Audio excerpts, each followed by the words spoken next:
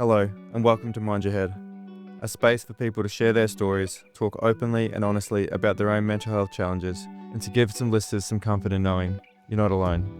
We acknowledge the traditional custodians of the land in which we record this podcast, the Gubbi Gubbi people. We pay our respects to their elders, past, present and emerging, and extend that respect to all Indigenous peoples. We honour their enduring connection to the land, waters and culture, and recognise their invaluable contributions they make to our communities. Always was, always will be Aboriginal land. So Dayne, welcome to Mind Your Head, mate. It's a pleasure to sit down with you and chat with you today.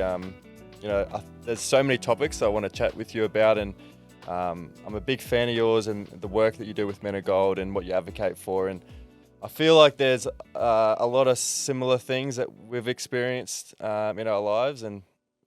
But first of all, can you talk me through your childhood and your upbringing and the role that sport played in your life? Yeah, thanks, mate. Thanks for having me. Mate, I grew up in country New South Wales, grew up in Goulburn, and humble upbringing, and all I ever wanted to do was play footy. From a young kid, mate, I think my old man tells a story that I used to just follow whoever was winning, and the Broncos were going through a bit of a purple patch at one time, and then I just stuck with them, and I suppose from a young age I always watching them and just seeing success. And my nan always used to tell the story as well about I watched them win a grand final and said that I want to win a grand final and do a lap of honour with my two boys. And I was 5 or 6 at the time, and just from then I played footy. Back then in Goulburn, you just played for your school team, and I think age 8 or 9 we went and joined the Canberra competition. It's like 45 minutes down the road,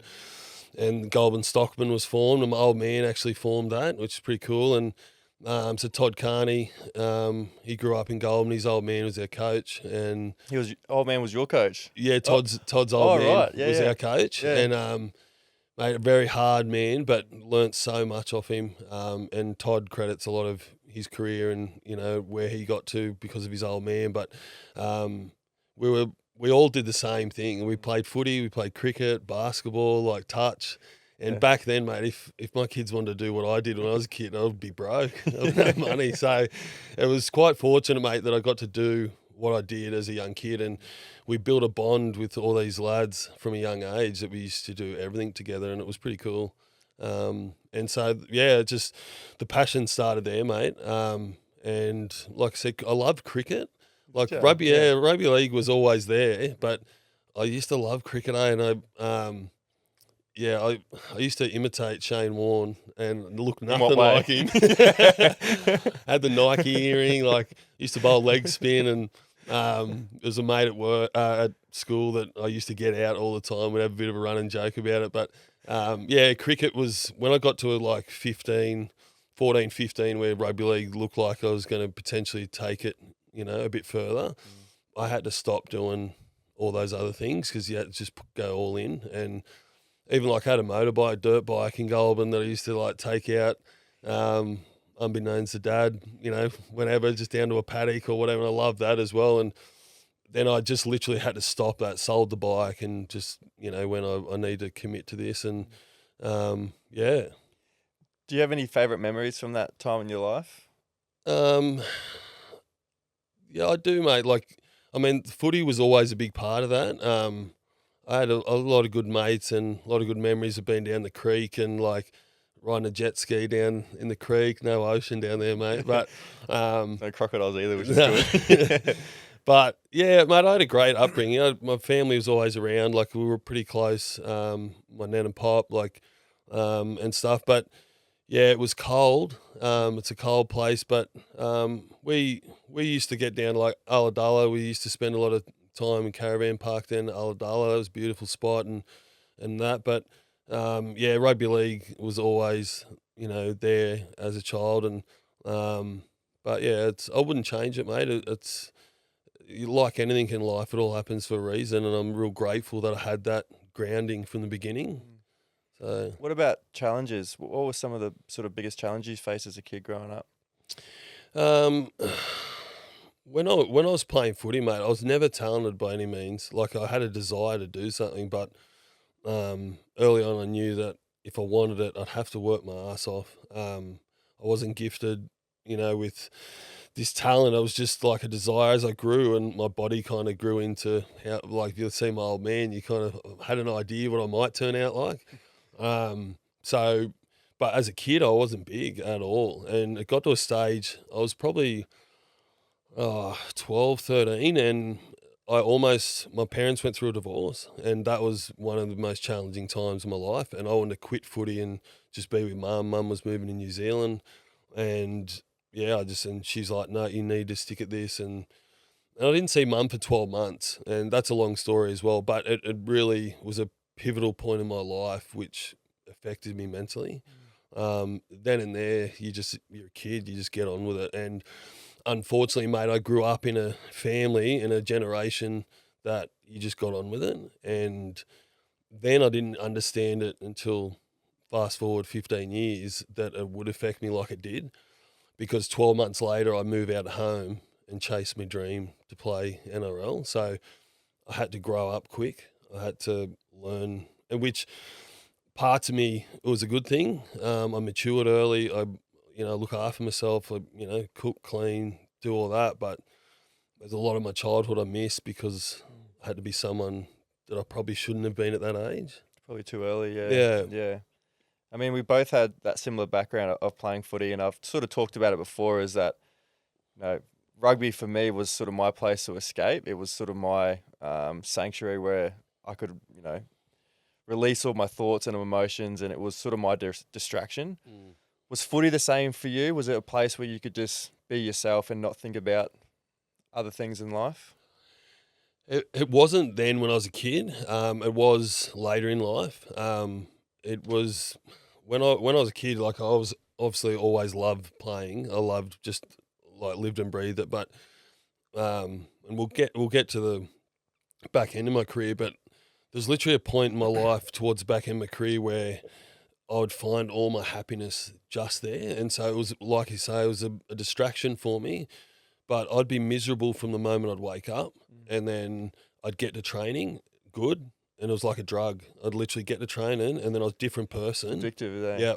And then soon as I'd finish, as like the drug wore off, and then I'd be miserable again. And I remember, like, when I was in the UK, they were doing an interview on players and talking about who's the most fieriest person, who's got bipolar, and like they're just kind of joking about it, right?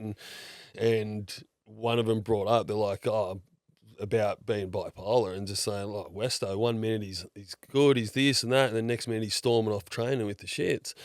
And at the time, no one knew what I was going through, but that was me. Like, something ticked me off in training, and it was a standards thing that other people weren't buying into, or because I'd left the Melbourne Storm to go over to the UK, and they were like treating it like it was park footy, and there'd be times I'd allow that frustration to get me so much that I'd be like, I'm fucking out of here, and I would storm out of training. Oh, like, really? yeah, like not do recovery, not do sit, and so people would see that, but then because they don't see it on a deeper level and understand why I was that way, and parts of me, mate, didn't understand at that point either why I was that way. But looking back, it's like other people started to pick up on it because, and essentially that was towards the end of, which led into probably the darkest time of my life. So did you pick up on it? Because I went through a similar thing where I think I got to 30 and I realized I was super aware of my behavior, all these triggers. And I started to ask friends and family, have I always been like this? And they go, yeah, since you're a kid, you've always been like this. And I went, and they go, why are you asking me for? And I went, because I'm fucking just realizing it now. I'm 30 years old and I'm just realizing this is how I act in certain situations. This is how I respond to certain like stresses in my life. And they're like, yeah, we can tell at the start of the day if you're going to be high or low. And I'm like, fuck, why didn't anyone tell me this? Yeah, and they're like, that's just you. And I'm like, oh man. So then I sort of went down my own road of, why am I like this? Is it a me not being able to regulate my own emotions? Is it something deeper than that? And I've sort of gone down my own path of seeing a psychiatrist, and we've sort of talked about bipolar being on a spectrum, and he's put me on that spectrum, and he's sort of talked to me about how I sort of cope with situations and how I respond to situations and how sort of my brain works. And he's put me on sort of a spectrum, and it's just allowed me a bit more closure around like why I am the way that I am. And not only that though, like how do I manage it in day-to-day life? Before, when I wasn't aware of it, I would just let it consume me. If something triggered me, I would just react. And then I'll think back later and go, why the fuck did I say that? Or why did I do that for? Like that's not me. And I let it go. I just didn't care about it. I just thought that was me. But now I'm more aware of it. You know, I had my fiance sit me down 3 years ago after I had an episode, and she was like, I love you. Like, I want to be with you. But I can't accept this standard. If we're going to have kids together, I can't accept you to go off at our kids the way that you sort of go off with me. And that really hit home because I was like, oh, fuck, like, I've got to sort something else out here. Yeah. Have you gone through something? Was that similar for you? Sort of, were you aware of it? I wasn't. My ex-wife made me aware of it initially because, first of all, it was affecting our relationship at the time, and I was only 24 at this stage, and I was in Penrith, and I was always aware that I was a moody person, like you know, like I was kind of like, and my family always same thing, mate, like very similar. Like you ask any of my family, they're like, when Dayne's in a mood, you know about it, you know. And unfortunately, mate, sometimes just the way I look, some people look at me and go, fuck, he looks fucking angry, but I'm not. Unfortunately, that's just the way I've been made. But so there's sometimes I have to be over the top to like for people to be more welcoming. Yeah. But when people get to know me, they they understand how I am, and that's just me. But so it was more. I always knew that I was a bit of a moody bastard at times, but when it started affecting our relationship, because me and my ex-wife never fought. Like we both had come from learnt behaviours of sweeping under the rug, so we'd never have too much issues at home, which wasn't healthy. And I didn't know at the time because I thought, how good's this? And my mates used to think, you got the best wife. Like, you never fight, argue, she lets you go whenever you want. Like, and I did, mate. Like, I used to think, I'm living the dream here, but she's like, you need to go get help. And I kind of just was a bit like, ego at the time was like, no, I don't. What are you talking about? And so I did, and no one ever knew that I went to get the help. Like I made no one aware of it and did it, but I went and seen a few people because the first person said that you're depressed and you're riddled with anxiety. And at the time, and I've said this before, like depression for me when I was 24, I always used to relate that to someone that doesn't have much, or, like they're broke or they're living on the streets or they're, and I was like, I was embarrassed to be able to say, to then go to someone and go, hang on a minute, yeah, I'm depressed. Like, I'm earning good money, I'm playing NRL, like I'm married and I've got a kid and another one on the way. Like I kind of like, how can I be depressed? So the worst decision I did was squash that. So I literally just ignored it. And then continued being the way I was, so essentially things didn't really change. I had that in the back of my mind that I kind of knew that, well, I've got an issue, but no one knows about it. And I just kept it to myself. But that's as far as the awareness was always there, but I just did nothing about it. Let's go back to sort of your NRL days. And you mentioned sort of what I find really interesting when you had your time at Melbourne Storm and you went over to England and sort of the standards were a little bit different. I've got a few sort of mutual friends that play down at the Storm, and you always hear sort of the culture down at the Storm and playing for Craig and, this thing of no dickhead policy. And I've heard things like their big thing is, good people make good footy players. Mm-hmm. What was that experience like playing for that team? And I would assume when all the, the guns were still there playing. What was that period like? Was it unbelievable? Oh, it was amazing, mate. I honestly say it's like, put footy aside. Yeah. I've learned so much from that club. Like that period that I was there, 3 years, I was just like, I was blown away from just a business point of view, and just like everyone throws culture around all the time. And 90% of it's bullshit until you actually live it and see the real, like you want to see culture, you go down there, and it's no accident what they've done, mate, and success over a long period of time. It all comes back to what they accept and what they don't accept. And mate, for me, it was a funny one. I was reluctantly went there initially. So I was at Penrith and I played probably my best season. and in 2012, and I still had a year to run, but the Raiders hit me up and offered me this deal that was stupid.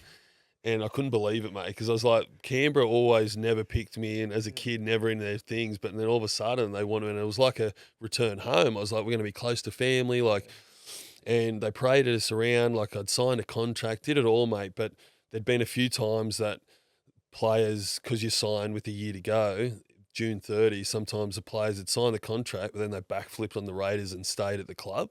And it happened a few times at Penrith. So they were worried I was going to do the same thing, but I had to have a bit of a poker face to be like, you guys are paying me almost 3 times what I'm getting paid. How many zeros are on that? that? I think you've made a mistake. But so I'm not backflipping. And but me and being honest, I went to Ivan straight away and I said, listen, mate, I've signed a deal to go to Canberra. And he was okay with it, but back then I knew straight away he wasn't going to play me in first grade at Penrith. But I was like, well, I will sit in reserve grade all year. I don't care because I'm looking after my family financially. It's going to be great.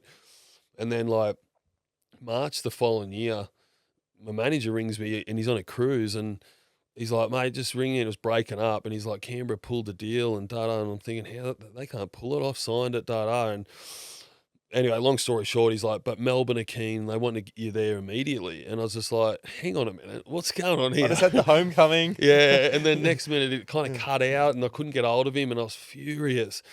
Anyway, because at the time, mate, it was all a financial point. I was at a point in my career, I'm like, I've just like, you know, jumped on board of like some income that I've just been waiting for, you know, and anyway, so I was like, we got to strike while iron's hot, and it broke up, and then eventually got hold of him, and I rang Dave Fern, who was the coach at the time, and how they got me was you have to lodge the contract within 2 weeks of it being signed, and Don Fern, who's the CEO, said I'll sit it in my top drawer. And at June 30 comes, I'll then lodge it. So he knew what he was doing. So he was playing both sides. Both sides. You know, if they still wanted me, they would have just said, oh, sorry, we've just got to update the contract and re-sign it. But if they didn't, technically, you know, and that was my manager's fault. We should have had that lodge. But some shady shit that goes it was, on there. mate, yeah, and it's not the still only happens thing. there. Yeah, 100%. Yeah. But then it like a blessing, mate. And when I look at it now, I'm like, it all happens for a reason. And I'm just so grateful that did happen. When I was in it, I was just like, I was furious and reluctantly flying to Melbourne to like meet with Craig and Frank Panisi, and I was a bit in awe of him to begin with, like most people are. But great guy, sat there, had coffee, talked about what he wanted, and went back and pretty much signed it. And then within like a week, like I'd moved down there. Mum was living in Melbourne, my stepdad at the time, so the transition was not too bad. We could move straight in with Mum, and we had to because they weren't paying me much money. And a lot of people go to Melbourne, you take unders just to be there, mate. Just be a good footy player, yeah, good person, yeah. Yeah, and well, you want to be a part of that club. People will take a cut, you know, but no one knows that until they're there. So for me, mate, I went there and I was like, the funny moment when I first met Craig was he was lovely at coffee. He was like, you know, real welcoming, da-da. But then when I started training, blank me, eh? And I was like, just same guy. And like went weeks and I was mad paranoid, eh? And I was just like, he's not talking to me, hardly says hello to me. And then about a month, I reckon, then he started like being like joking with me and like taking the piss out of me and shit. And then being there a few years, I noticed that's what he does with everyone. Right. And so like a new player, it's like his opportunity to kind of just watch from afar, see what you like. And then when he builds that trust and respect, that's when he becomes a bit friendly with you. So it's ultimate mind games. And yeah, a little bit, mate. But it's definitely a place, mate, where you just automatically want to buy into what they're about. You don't want to. The standards are set by the club initially from the get-go. The fabric of that club is already, you know, and the players keep that culture going. It's not the staff. And that's what it's like. You don't want to let your teammate down. And it's literally like, yeah, that's all it is. And essentially it's not someone telling, you know, Westo, you've got to do this, you got to do that.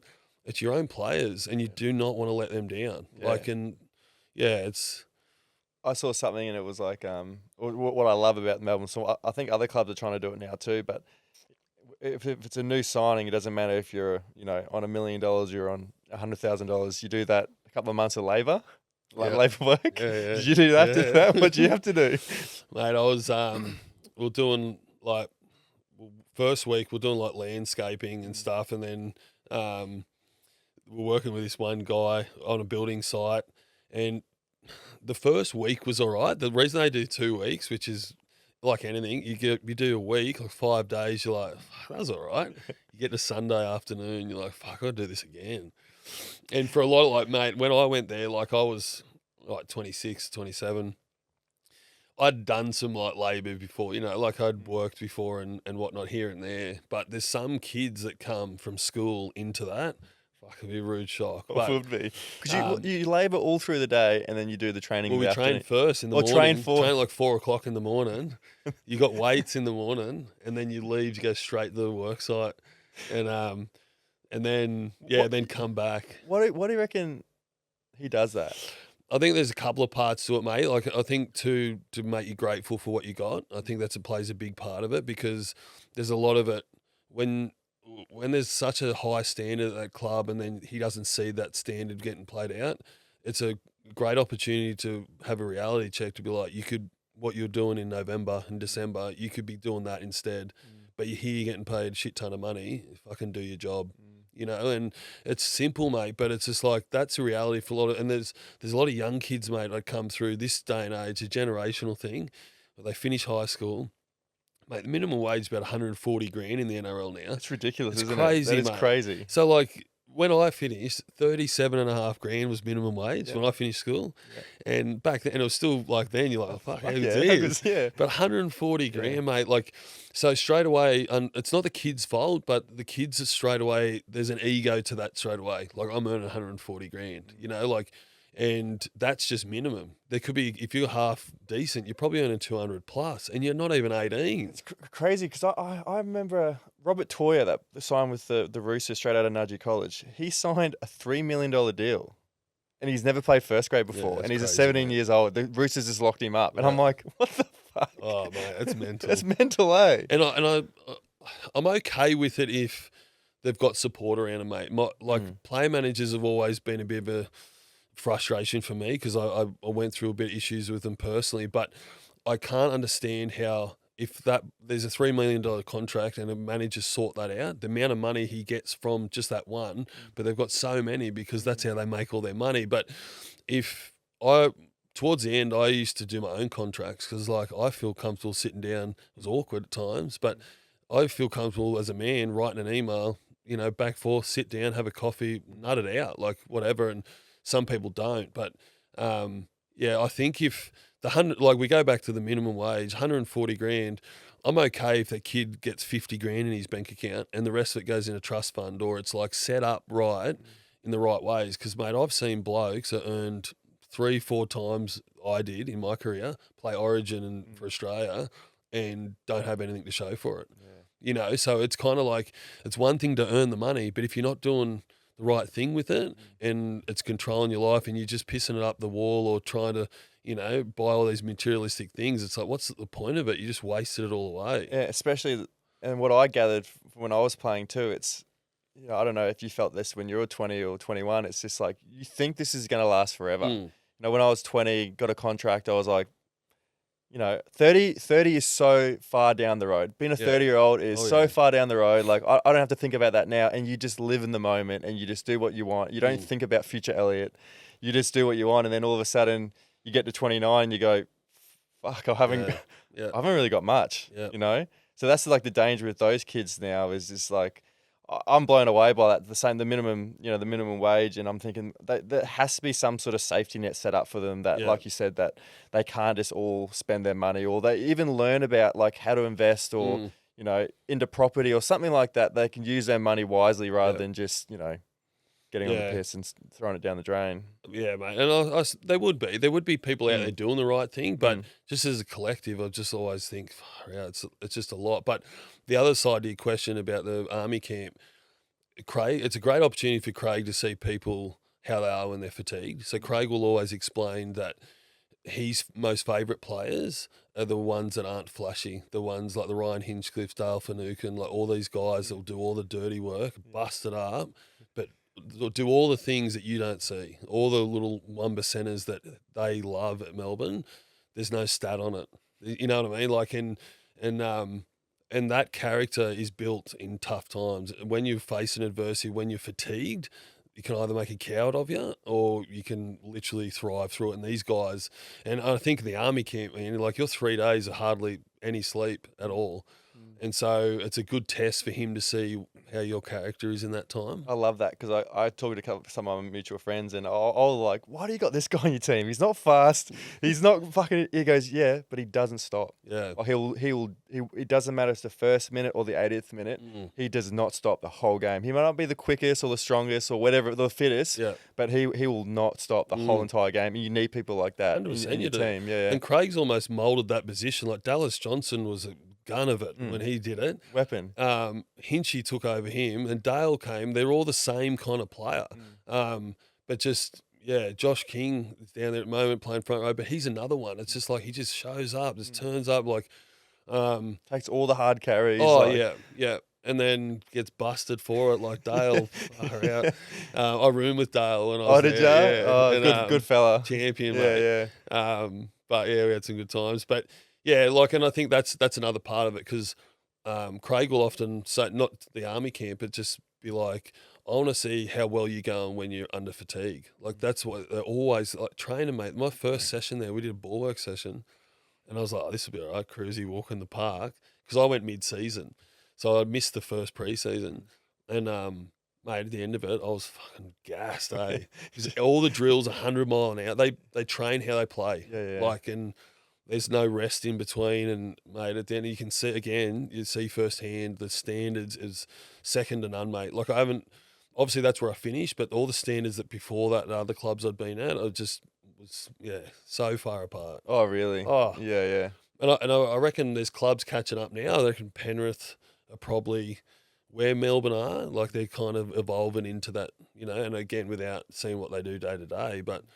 You don't have the success Penrith have at the moment without doing what probably Melbourne do at training. So, but yeah, it's incredible club. But I've got a lot of friends there, like Dan DePasqua, who's the head of strength there. He's one of my best mates and formed a friendship pretty much through injury when I was down there, and just a quality guy that does. And he's won Clubman of the Year like 4 years in a row. Or it's just crazy, mate. Like he just goes over and beyond his role to help people, and he's a guy that I always, if I'm struggling with something or I need something, I'll ring him first. And he's sometimes doesn't give me the answer, but he'll have a discussion where makes it a lot clearer that what I should be doing, and he's always said, if I've made you think, I've done my job. I love that. And did you walk away? You didn't give me any fucking answers. answers. Yeah, I know. But he's like, well, essentially, you know the answer. Yeah. You just got to work out, and get rid of the stuff you don't need to look at, and you find it. But let's talk about your debut. Where did you debut, and what was that week like? Finding out and sort of realizing, all that hard work and all the sacrifice and years of training and stuff has sort of come to this one moment. Well, I tell the story, mate, because like 2 weeks before, I got dropped from reserve grade. So the year before, the coach at the time was like, we don't have a top 25 spot for you the next year. And man, I was 19 and I was like, hang on a minute, like this is meant to go forever. And then he got sacked, and then Ricky Stewart came, and then they're like, we'll give him an opportunity for a preseason. So I was pretty much on a train and trial. I was still getting paid, but I had the preseason to prove myself. And then my first trial, Sticky was all over me. And like the boys were into me like, oh, Westo, his favourite child, da. And then I just, I don't know. I did a few things in that game that kind of surprised myself. And then Sticky just like grew fond of me, mate. And he was just like a big fan. And then a few weeks into the season, I was playing reserve grade. And then I just wasn't going great. And then I was big at looking at the big league, and I was like jersey 21 in Premier League, and I was like, shit, I'm not playing this week. It's fucking round 4. Anyway, so I went to train, and we used to have club sessions, and I think we played Monday night. So like it's Thursday, and all the forwards are out the back, and then whatnot, and Dave Gillespie come and did a defensive session, and Ben Ross, who I lived with for a period of time, he was like the new signing at the club and getting paid money and whatever.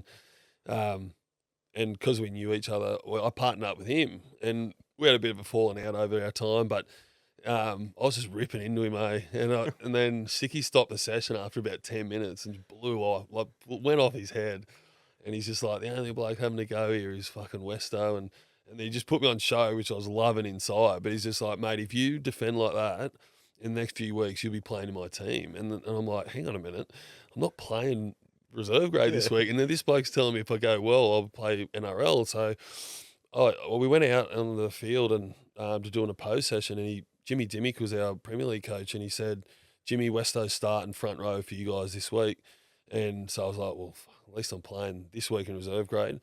The following week we had the bye, so I usually would go home to Goulburn or whatnot. I had the car packed Friday Arvo, and we just had to do weights and a quick conditioning session, and then that was it. And then I was jumping in my car and going, and finished weights, and Tony McFadden, who's Sticky's brother-in-law, was the trainer, and he come in, he's like, Westo, when you finish weights, you can go home.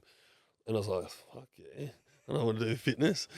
And he goes, but you're going to come back and train tomorrow. And I was like, fuck. And he's like, you're 18th man. And, mate, I wasn't pumped about it because back then 18th man never really got on. Yeah.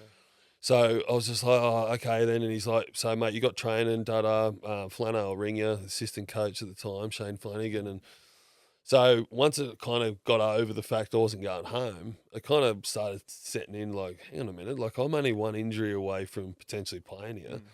And I go to training the next day, and Reece Williams was under an injury cloud, and Reece was someone that he's a young fella as well. He's only a year older than me, but he's debuted at like 17. And tough bloke, mate, and he wouldn't let anyone get his spot. Nah. No, you're not giving it up. No, he wasn't, mate. And I was like, he's not going to not play. If he sees someone else is going to, not that I'd take his spot, but he just is that kind of guy. He just would have pushed through. And so when I knew it was him, I was like, anyway, finished the session, didn't really have much involvement like in the main squad. And then Gal come out of the tunnel and he's like, you're in. And I was like, bullshit. He goes, you are, mate. And then next minute, Flano walked past and said, congratulations, mate, you're in. Give me a tip sheet. Sticky shook my hand. And, like, just blasé, mate. Like, there wasn't, like, this formalness about it. It was just like, good on you, mate. I'll chat to you tomorrow. And I kind of had the sheet in my hand. I was kind of, like, walking around. And Shark Park's a bit of a ghost town. Like, and I was just kind of like, okay. Got me stuff, and I drove home, and I was like, just started like screaming in the car, like, how good is this? And then it like, because it happened all so quick, I didn't have time to prepare for it. Like family are in Goulburn's 2 hours away, so I rang them, and everyone could be there for it. We played at Campbelltown against the Tigers Sunday afternoon, Channel 9 game, and we ended up getting beat in extra time. Lance Thompson, the late Lance Thompson, gave a penalty away pretty much in front. Benji kicked the penalty goal, but I didn't get on until like the second half, but the nervousness, mate, of just waiting to get on. I burned so much energy. But it was such a cool experience, mate, and a pinch yourself moment. Like, because I was such a footy nerd growing up, I was kind of like, wow, like I'm actually get to be out there on TV like I watched as a kid all my life, and it's pretty cool, mate. Was there a welcome to the NRL moment where, because obviously when you get there, you could be a gun from your town, but you get to the NRL, everyone is guns. Was there a moment when you got to you played a game and it was like a sort of a welcome to the NRL moment? I don't know, getting hit or running into a brick wall or anything not like I can remember, mate, but there's a few times, I remember trying to fly out of the line, hit Petro Sivnasiva when I was a young bloke. The worst person. Oh, mate. Run it. I played with Pet at Penrith. Oh, did you? Yeah. And, mate, he was an idol of mine growing up. Yeah, of course. And I remember it was in a trial in Cairns, and I come from the outside, like blind shotting him. And I was like, in my head, I'm like, if I knock this bloke over, like someone's going to be carrying on how good I am. And, mate, he was like brick wall, just granite. And, like, it knocked me. And I was just like, oh, okay, well, I've come off second best.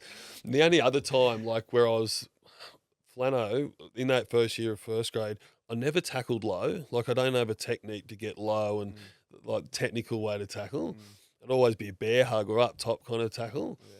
And against Melbourne, I remember Garrett Crossman, he's a big guy, and I tried to take him low, mate, out cold. There's a photo of me coming off, like, and I was just in Flano, like, instead of, are you okay? He's like, what the fuck are you doing that for? You never tackle low. When have we taught you to tackle around the knees? And, but other than that, mate, like, you know, we used to, back then, though, you get knocked out. It's pretty dangerous. You'd get knocked out. Like that game, I'm pretty sure I come back on. And there's the times where you'd get knocked out, but because no one's monitoring it, if you shook it off and you just kept going, if you got up, you could play. Yeah, 100%, mate. And you don't want to come off. Yeah. Like even this day, when you see players have to come off, like they're filthy because it's natural. You don't. But with the science and the studies all behind it, mate, it is pretty scary. Yeah, absolutely. But yeah, mate, it's other than that, mate, not really. But I remember in reserve grade, because back then Premier League was, if you got dropped from first grade, you'd play Premier League. So Premier League was pretty tough competition. And I remember Luke DeVico, he used to play at the Raiders, ended up at Newcastle the back end of his career. And I was 18 playing Premier League, and he was back, and I was like, holy shit. Like, and I was only telling this story the other day. I was like, you're actually playing against a bloke that's almost 30 years old. Like, and he's a veteran of the game. And, you come across, and always that was a good challenge. And I suppose for us coming through, you're playing against first graders every week. So the actual jump up to first grade is not as hard as, I reckon, under 20s to reserve grade, because you're playing against 17, 18, 19-year-olds, all the same. But then Premier League, it's that gap's a bit closer straight away. Yeah. So I found it easier to play first grade than play Premier League, because it's more technical. You just do your job, and everyone's in the right spot. So you don't have to sort of worry about anyone else. You just worry about your own job. You talked about sort of sitting on the bench and dealing with nerves and stuff like that, and the mental side of footy for me, looking back on it now, is something that I reckon I really struggled with. I kind of wish I had a mindset coach or someone sort of directing me in terms of managing my my stresses and the pressure I was putting on myself. How did you deal with that? Looking back on it now, is it something you managed quite well, or like dealing with pressure, but also overcoming that and performing? Mate, it was, as soon as I touched the ball, I was good.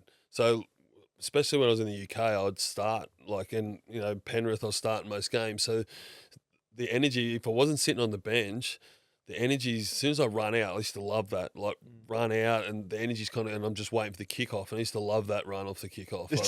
Loved it, mate. And and yeah, so for me, it was like, once that's done, all that nervous energy's gone now. Like, so it's done. But see, sitting on the bench, I used to be like, I'd go in and go to the toilet that much, mate. I'd be just pissing all the time. And it'd just be nervous energy, mate. Just up, go again. And then there's no, I try to relax, but you never know when you're going on. That's the hardest thing. And for someone like me, who loves structure, loves to be organised, and a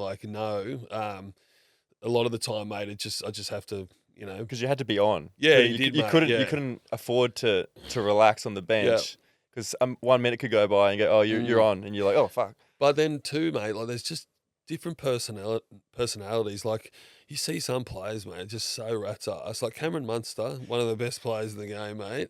You see him around training and game day, you're like, how are you about to go out and play? Yeah, you ready for a game? Or you just going to the pub? Like, what's going on? So, like, everyone's different, but that works for them. I love that, though, eh? Yeah, I love those different personalities and characters that people they need to be headbutting a wall. And then some people are like, they're singing, and you're just like, are we all ready here? Yeah. And so, so it's, everyone's kind of different in that sense. And I think a lot of my personality comes out. I'm a bit of a stressor, not a bit of a stressor, I'm a stressor. But it's the unknown too. But then the performance anxiety of, like, I need to be doing my job here, and it's so replaying what I need to do and that. But me and Felice Kafusi, when we were at Melbourne, we were both kind of coming off the bench together in the front row, and both struggled with our fitness. And we found Craig was always like, he's coming off the bench, but then you aren't lasting very long before you're starting to fatigue. And our trainers had to put through a bit of a program for us on the sideline. So to actually try and blow us out. Get the second win. Yeah. Oh, which was interesting, mate. And it worked a little bit. Yeah. Because Melbourne probably more structured than other clubs, where we kind of had an idea when we're going to go on. So they would say, like, Wester, you're probably not going to go on to the second half around the 50th minute. So they're that detailed. Yeah, right. So the plan that they had, things can change, mate. Like, if there's an injury or something happens, that changes. But if everything going perfect, that's how they'd say it. So Craig would look at that and go, well, Westo needs a blowout, just for half time. And then when he comes back, give him, whatever. And then, so we had to manage that, and just found that interesting. But it's right though, because you sit there, and if you are struggling, you're not a fitness freak like we weren't. Big guys, you kind of, there are times when you're on the field, you get that second win. But Yeah. for us, because we're only short interchange forwards, we might be on there for 15, 20 minutes, and they're pulling us off anyway. So you got to try and make the most of that. That time frame. Yeah, so you almost want your second win Yeah. in the first 5 minutes. Yeah. You know, so then you can. But Go on. yeah, it's hard, mate. I think I think the mindset, coaches, and all that, whatever works for you, mate. You know, like I've always said that with anything, it's like find out what works for you, whether it's your diet, mindset, you know, anything. It's just like, and stick to it, you know, because if it doesn't matter what anyone else is doing, if it works for you and gets you in that mindset, that's works.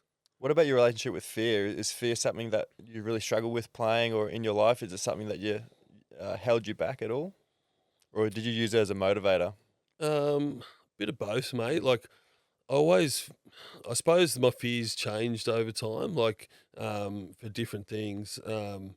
My biggest fear right now as a father and a husband would be like losing my family. Like, you know, like me and my wife going through like some stuff like on and off for years, mate. And my biggest fear would be that she would leave me one day. Like, and that's an abandonment issue that I've had from a young age, which caused a lot of my mental health issues. But I suppose apart from my family, a big part of my fear, I've always tried to be perfect, mate. Like, you know, it's been a real issue for me. I can't just do something. I'm like, well, like even I know this is small, but my wife will give me shit about putting something on my Instagram story. And she goes, "Are you still doing that?"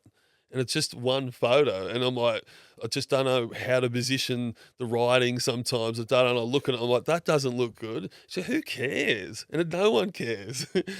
But like, that's just an example. Like sometimes it's like little crap like that. Like I'm in no rush. I'm not doing anything. But there are times where I've felt like that perfectionism has, you know, hindered my life a little bit. But I suppose there's always fear as a player that you don't want it to end, or I'm not going to make it, you know, or whatnot. And I had that early on. And then, you know, within 6 months I played NRL. So, but yeah, I don't know. I think it's, as a father, mate, and again, going through a bit of a, if I'm being truly honest, mate, going through something right now, like that's, like my kids left about 6 months ago. Like they live with their mum now full time.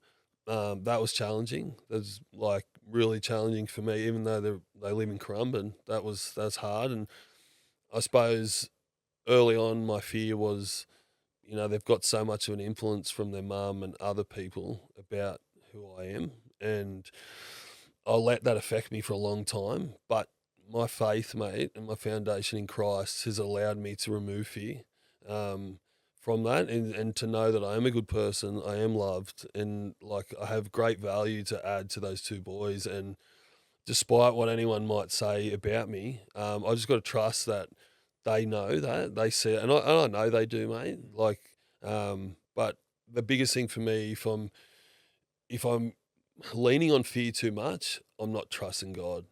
Yeah, and that's the only way I can look at it, mate, from my point of view. Everyone's different, and I know not everyone has a faith, but essentially that it is, you know, because it's easy for me in those times, especially at the moment, to be like, why me? Like, why am I going through this? Like, I've gave my life to Christ. I'm doing the right things. I'm doing all this. And it's like, why am I still getting attacked? And from a spiritual point of view, mate, it's like the enemy doesn't want to see what I'm doing right now.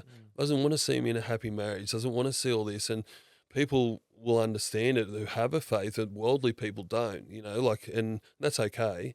But for me, mate, I just need to have full trust that I will see the light at the end of this tunnel that I'm going through at the moment. And when I didn't have Christ, I couldn't, mate, which obviously almost cost me my life. But now I've got something so solid in my life that I'm like, I don't care what you throw at me. Like, we will find a way. And every time we've got through it. Like, and there's no two ways about it. So I think it's a long-winded answer, mate. But essentially, mate, my fear is replaced by Christ. It's just knowing my faith in Him. I love that. And we will touch on your faith a little bit later on. But you mentioned sort of your struggles, sort of your mental well-being, during your days playing NRL and sort of afterwards as well. If you're happy to, can you share, how much you were really, battling on the inside? Yeah, mate. I'm always happy like sharing this. It's like early on, I wouldn't say I struggled with it, but when it was real raw, mate, I mean, it's still emotional, obviously, but I share it for the same reasons you're doing what you're doing, mate. To be vulnerable and open with other people, because there's people listening right now that mightn't have walked my exact journey, but they understand the feeling and the pain, the pressure, like especially fathers, like, people out there that are expected to be a provider and do this. And from an external point of view, mate, people see me as this big, strong, masculine guy that like could overcome anything. And mate, there's times where I'm weak as. And like, I think it's important because I didn't have that modeled to me as a kid.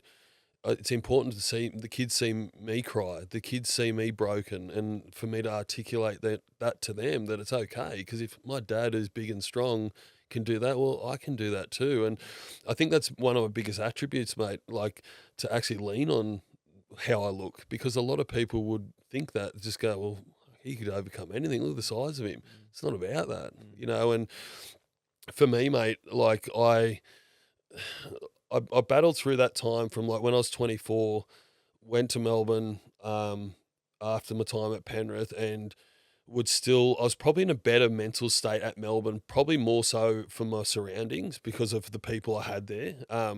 But I'd still have my days. I went to the UK, mate, and when I went to the UK, you're treated like a bit of a like hero over there, and you're an NRL player. Like I wasn't a superstar or anything, though. You go to these little towns in the UK, and mate, I loved my time in the UK. I loved it, but you go over there and they make a big deal about it, and so when I went over there, there's expectation for me to do well, and then they'll pay me the amount of money that I had an expectation that I had to. I didn't want to go over there and be a flop.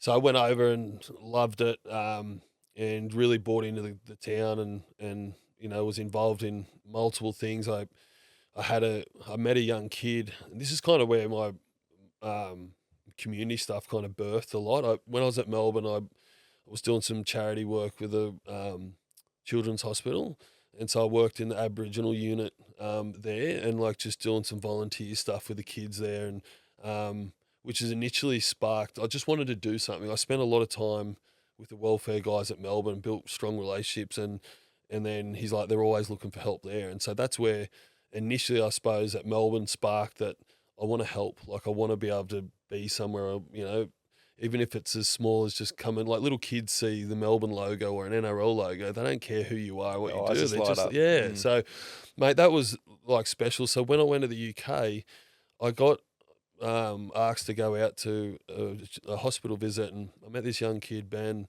and he's born with cerebral palsy. He just got diagnosed with cancer, and the most happiest kid you'll ever meet, mate.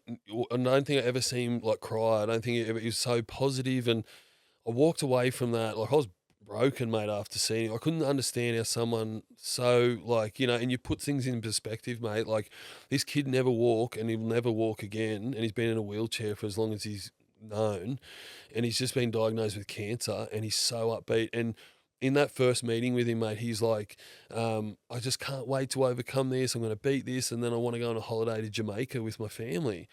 And I was just blown away, And I left the hospital that day, and I was just like, I need to do something about that. Like, I just can't, like, I don't know. It's just something about me. It's just like, I just can't let that kid, there's something special there, mate. And so long story short, I spoke to one of my mates who's a graphic designer and become real close with him. And I was like, I need to start this business. I said, I want to start Ben's Wish, and I want to get him and his family to Jamaica.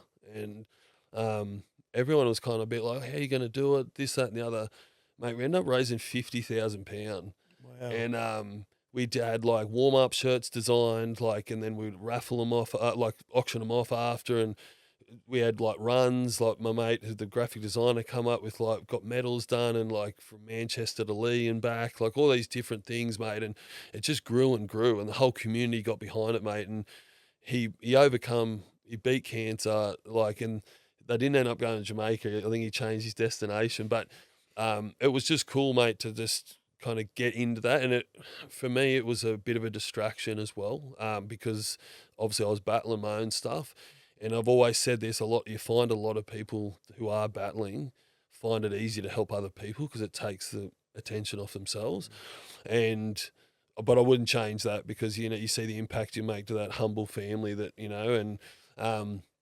so I had that and that kept me busy. So if I wasn't playing, I was doing that. So I didn't have a lot of downtime, which I don't know if I was doing all this because I just needed to be busy because I didn't want to sit in my own thoughts. But as soon as I get my own thoughts, mate, just was in a dark place. And it was the first time I'd kind of got to that point where I was like, I don't want to be here anymore. Like but then I'd go to the hospital, I'd go and do something positive and then that would just go away.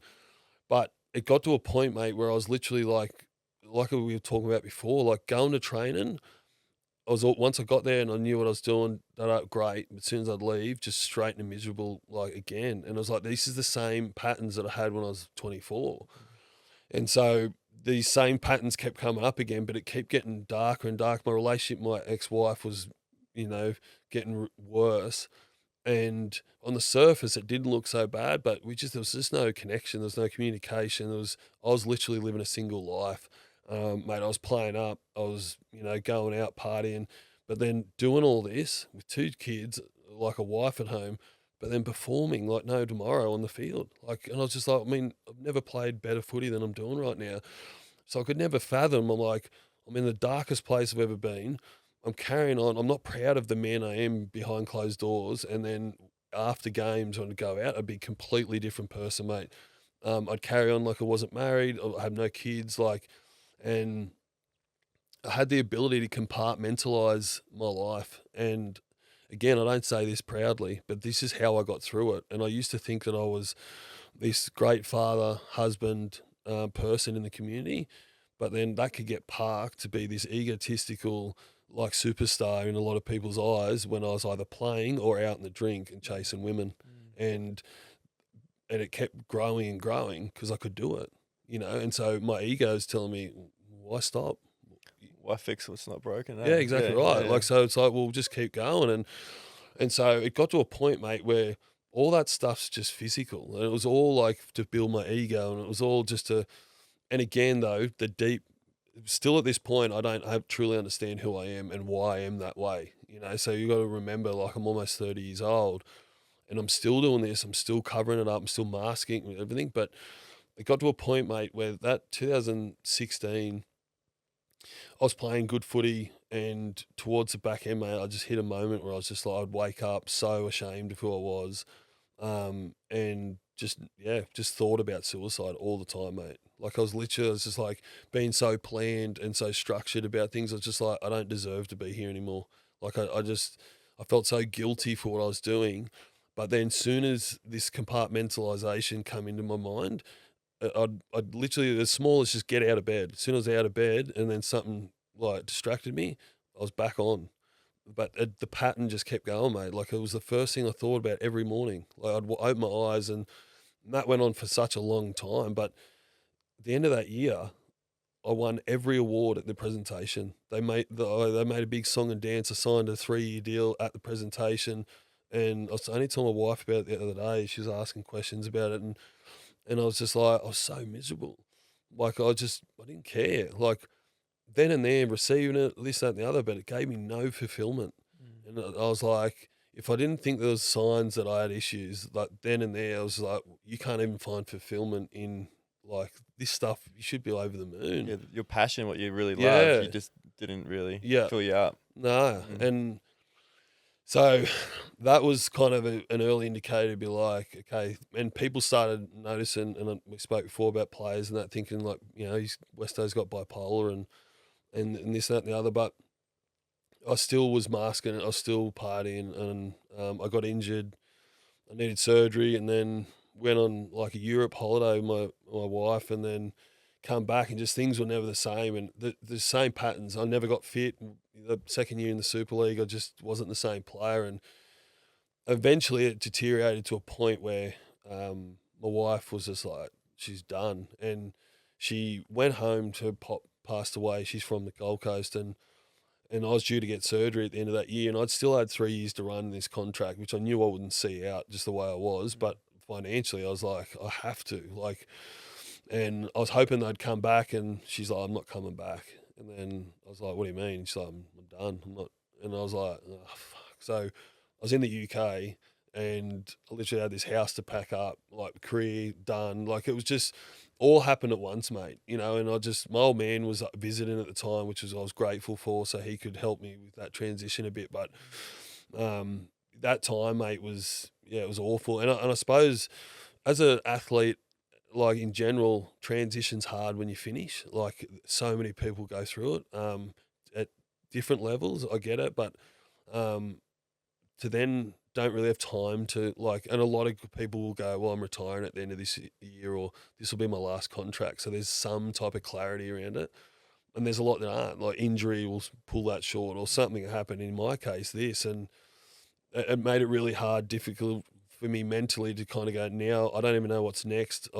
Like my mind was so overwhelming that, and then I come here to the Gold Coast, trying to get back with my ex-wife, and just didn't want a bar of it, and then that's when the spiral just kept getting worse. You mentioned there, there's so many points of sort of how, that's how I sort of cope with it too, was just the drinking and the drugs and the partying. That's just the footy culture that I didn't enjoy, but it's something that you just did as the team. Yeah. You just followed suit. Rugby league's such a tough alpha male sport that sort of any sort of vulnerability is seen as a weakness. Could you talk about it with anyone? Or was it everything kept a secret? Yeah, everything was a secret, mate. Even going back there, mate, there's a lot of, my wife and I were, funny enough, our 5th wedding anniversary the other night, went out to dinner, and she started asking me questions of my past, and I'm like, I'm not good asking her about her past. Like, I'm like, I don't want to know about it. Where she's interested. And so like, it started us like talking about different stuff, but I'm like, a lot of it's a blur, mate, for me. Like, and I don't know if it's a renewing from my mind, my heart with Christ, or what, but when I look back and I try and take myself to them times, there are parts of me that I'm so unsure, but I know there was never a point where I not with the players. So I will say this. I met a guy called Simon, who's one of my best mates, who's like a father figure for me over there. So he was really good mates with Mickey Hyam, who was the captain at our club. Mickey was like almost 40, still playing, mate. He's an absolute legend over there. And he owned a gym over there, and I used to go and hang out with Mickey and while they trained and whatnot. And Simon, I met Simon, and Simon had gone through hell, mate. Like he'd been married and found out that his wife was cheating on him for like 7 years or something, and she had kids, like almost newborns when they met. So he decided he'll raise them like his own, and they won't have children. So he missed out on that, and then years down the track, find out what happened, mate. And the first time I met Simon, he told me all this. So he literally sat there and we had a coffee, and he told me his life story. And I remember coming away from that just going, that's where a friendship was birthed, mate. And from his vulnerability, I was drawn to him all the time. And we built a friendship where he knew everything about me, and he was someone I'd go to share what was going on. He knew everything about me. He'd probably know more about me than my ex-wife did at the time.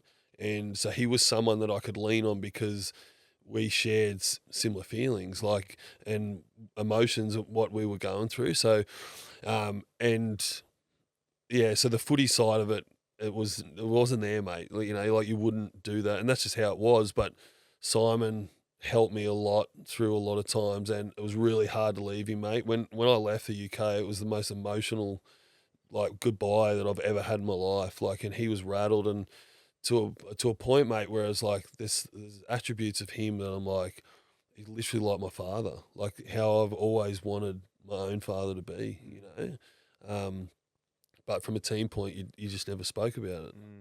And how deep and dark do those inner thoughts take you? I mean, did you experience a rock bottom?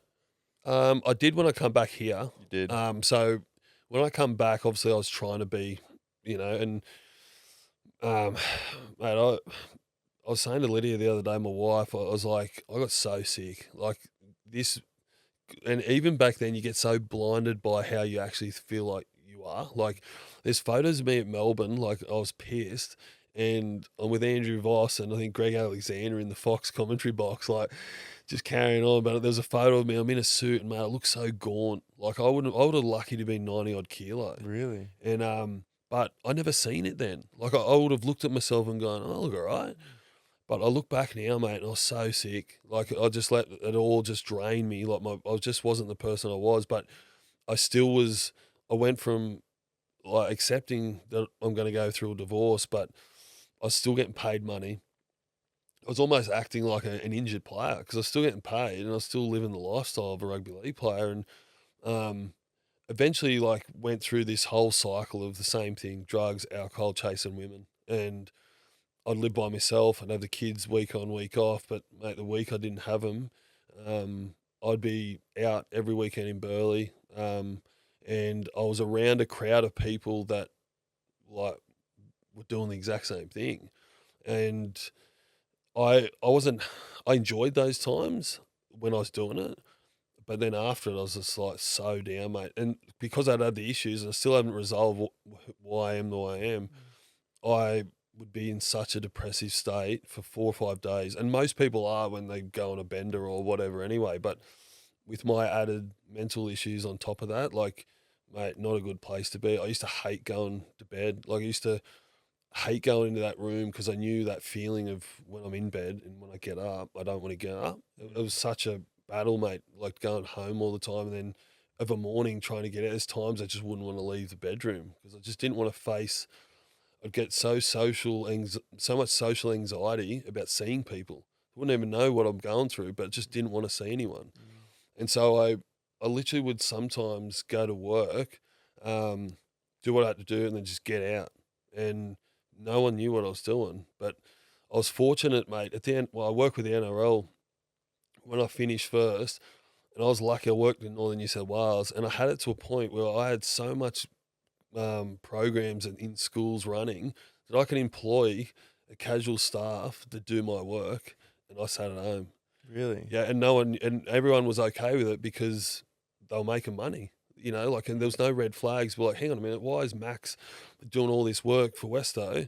Look, Westo's thriving. I'm good at being a manager. I know how to do all that stuff, but I could do it from my own comfort. I didn't have to go and see anyone. And so that almost fell into, well, I don't have to leave. I can literally do this job because I hated going to schools.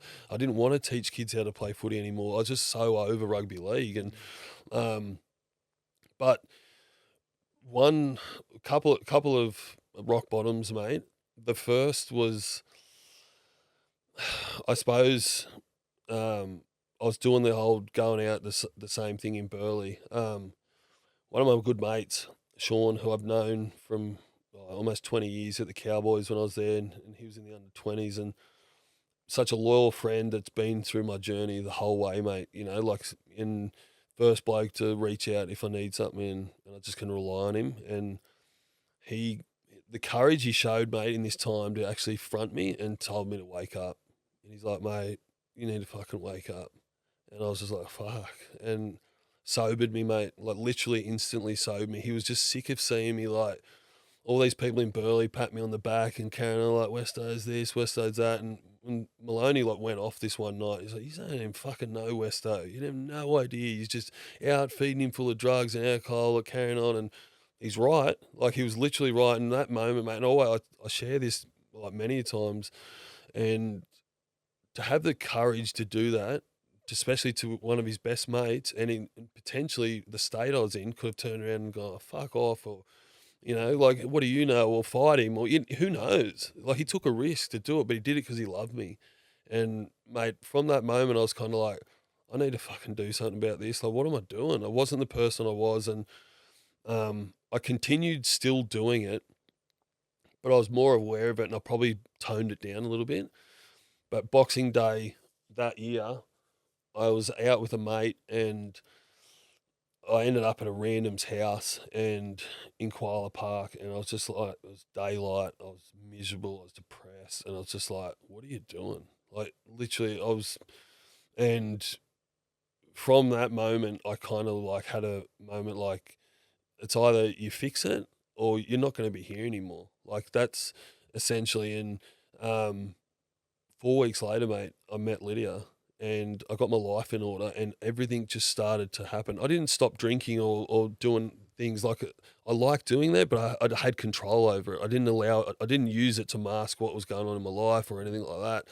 But I understood that I needed to get myself in order for me to actually see change or to have, beauty in my life. Like, and I met Lydia out in Burleigh, but it was through a mutual friend, and from that we haven't looked back. Like, it was just a blessing. But I always knew if I didn't actually commit to making change and actually owning my own shit, to go stop being a fucking victim. Like, I was still doing it, mate. I was still, um, and through this time I was seeing a psychologist, but it just wasn't. I just didn't feel a lot of change. And I say to a lot of people, if you go and see one and you don't get a connection, go and see another one, because you will find one. And I have found one. And because it's a quick out for someone that's anxious about doing it, they do it, it doesn't work. So it's easy. Oh, they don't work for me, so I don't have to do it again. So for me, that was that. There's still a long road ahead, mate, after that. But I'll go back, like, because I've missed the vital point of this whole story. But I'd had a blow up. It was AFL Grand Final day with my ex-wife, and I wasn't in a state at all to be out and doing what I did. And this is the night that, I wanted to take my own life. And that was the night where I'm like, I'm done. I'd literally, everything was organised, everything was planned. And like I said, I'd had it mapped out, how it was going to happen, how I was going to do it. And I was living with my mate Marcus and his ex-girlfriend Monique, and it wasn't for them, mate, I'm not here. Like, and literally say it, it's just as honest as I stand here. But I just made a decision. I'd had a letter that I wrote to the boys, and mate, I changed that letter so much. But there's times when I wrote that letter, mate, that I was just numb. Like, the words I was writing to my two kids to explain why I was leaving and why I couldn't, be here anymore. Fucking broke me. But in the time I was doing it, sometimes I was doing it with not a tear, just sitting there, like, it was just so structured that I was so set that this is how it had to happen. And I wanted to make sure that this letter was perfect, so when I'm gone, that they could look back and understand. It's like, it sounds backward, mate. The rationale behind it, is just, yeah. And, so this night I'd had it, and once that letter was finalised, it was almost like a ticking time bomb. It was like, well, I've put all my ducks in order here, and it's ready to go. I just got to press a button. And this night that was it. And I sent the letter to their mum, and again that night, that was it. Like, and fortunately for me, like, I'm still here from it. And like I said, if it wasn't for those two people, mate, I wouldn't be. But I always look at that as like, and I beat myself up for a long time after that, because I was just like, you're so selfish, you say this, you say that. But I understand what people go through. A lot of people look at suicide as a selfish act. I don't agree with it at all. There's people battling stuff out there we have know nothing about, mate. We have no idea what they've gone through, don't know what they've endured, what's happened to them. But for me, I just was just like, I have to get better. Like, this is an opportunity. I shouldn't be here, but I am. So let's make the most of it. And which tied into, eventually down the track, getting my life in order, and then meeting Lydia, and then eventually finding Christ. And everything, again, happens for a reason, mate. And I firmly believe that even though I wasn't a follower of Christ then, I had faith in God. Like, I always believed in God. But he's used me during that time. He's used my whole life up until that point, that he was always there for me. Even though I wasn't following him, he was there, and he used me in that time so I can do what I'm doing now, mate. I firmly believe it. Like, for me to be able to be vulnerable and share my story about that I've been to the darkest of depths of my life, to be able to share that with someone, if I can help one person, mate, then I've done my job. And I think that's what it's all about. 100%.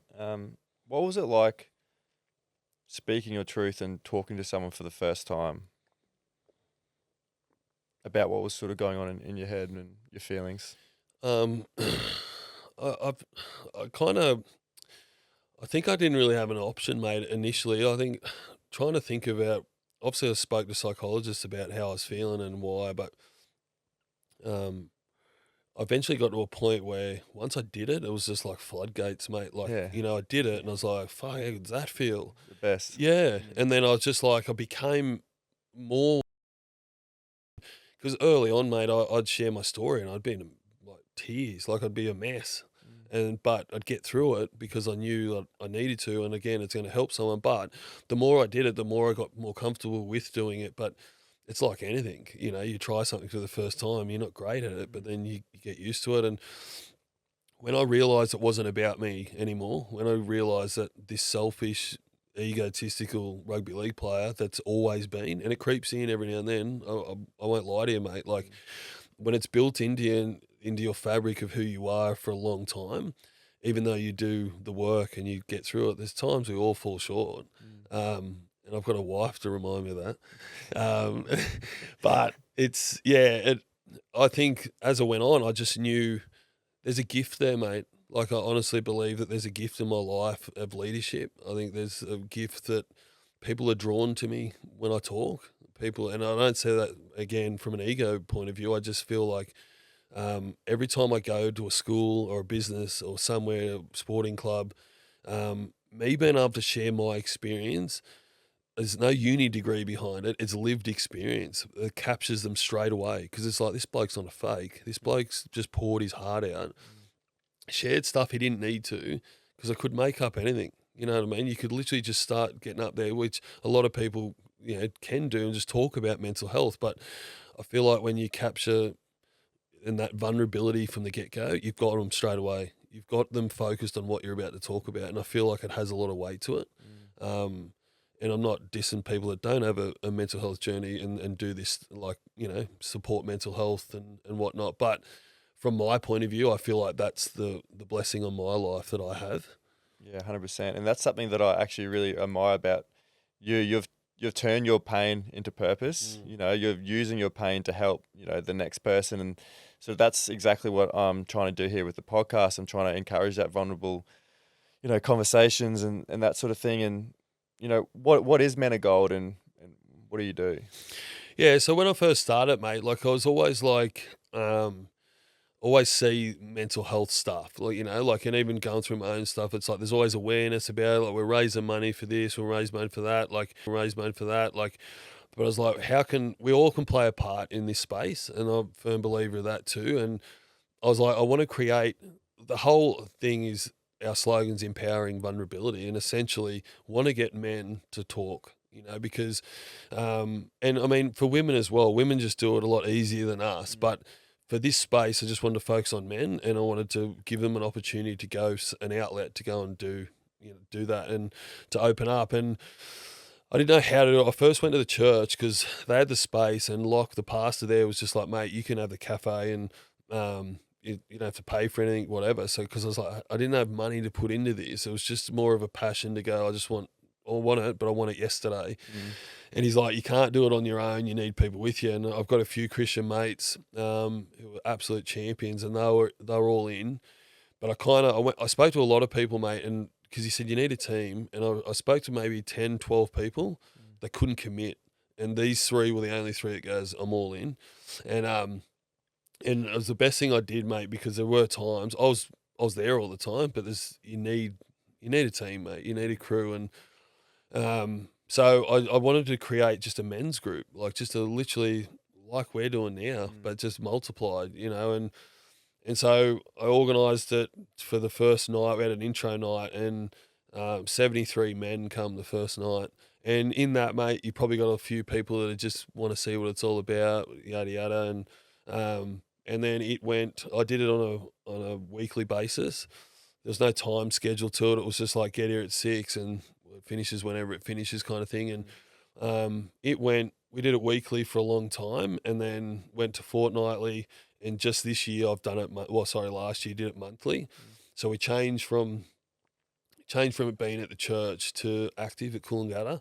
When I know Joe, who owns the gym there, when I started going there, he's like, mate, if you ever want to do your men's stuff from here, and it's literally around the corner from my church. So like anyone that was ever going to the church, you've only got to come down to the gym. So I was pretty grateful for that, mate. But early on, I knew there was going to be limitations around holding something like that for men at a church, because there could be men who are far from wanting to go near a church, which, okay, I can appreciate that and understand on a few levels. But there's also the side of it, I know what this bloke's up to. He's going to get us in.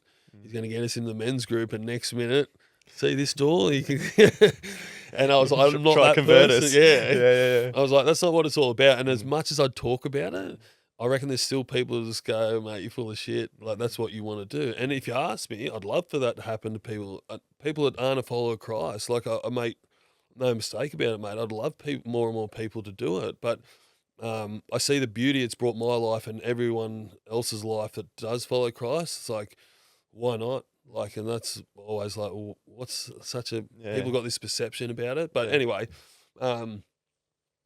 so we changed to the gym, and it's been good. The numbers sometimes, mate, and I've always said it's not a popularity contest. Like, I don't charge anyone. I'll never, and I've said this, I'll never make someone pay to come and be vulnerable. I think it's a rort, mate. If you make someone, if there's men out there right now that's sitting here going, I'd love to do this, but it's going to cost me $3,000 to do that this weekend, to go to a retreat or go to this or go to that. I'm like, we're putting limitations in front of the men straight away. I wanted to be able to go, there's no excuse for you not to get here. It mightn't be your night, but I always say to people, if you've got something on that night, you know in advance when it is.